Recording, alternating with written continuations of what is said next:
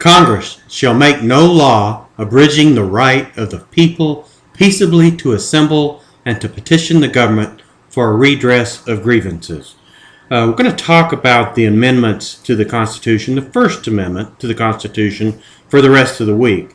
As we talked yesterday, the Constitution has been amended 27 times since it was enacted. The first 10 being the Bill of Rights, and then the 14th Amendment. Over time, eventually, the courts allowed the 14th Amendment to all bodies, state bodies included, are to have the Bill of Rights for us. The only Bill of Rights that seems to have some real staying power is the First Amendment, so we want to talk about it this week. And one element of it is talking about the right to petition the government for our grievances.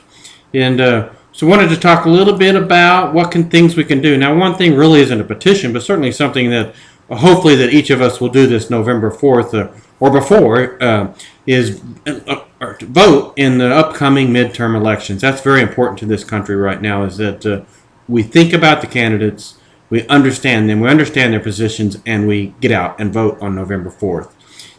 For example, here in Oklahoma, when we think about the U.S. Congress, the senators and the representatives, at least for me, I know of no senator or representative that is currently there. None of the incumbents. I know none of them that are capable of turning us down a different road. Let's face it, the people that have brought us to where we are incapable of taking us down a different road. So the Lankfords and the guy up in Tulsa, I can't even remember that senator's name, Inhofe, these guys aren't capable of fixing what's going on. They had their chance. Well, I guess Lankford really, he hadn't been there that long, but he's already part of the establishment and see no way that he's going to do us any good at any time.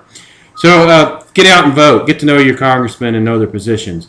Over the next other ways to petition. Over the next 6 months in the United States, we're going to see more and more people petitioning against the government. Think back to the 1960s when we had Martin Luther King out there doing his petitioning. And Martin Luther King, that's one of the things I discovered in law school, made a great difference for each and every citizen in this country. And I expect us to see much more of that kind of activity over the next 6 months. Encourage you to look for that, look for causes that you can believe in, look for people that are following the Martin Luther King model for their particular issue. Get involved, get out there, and petition this government that has gone awry.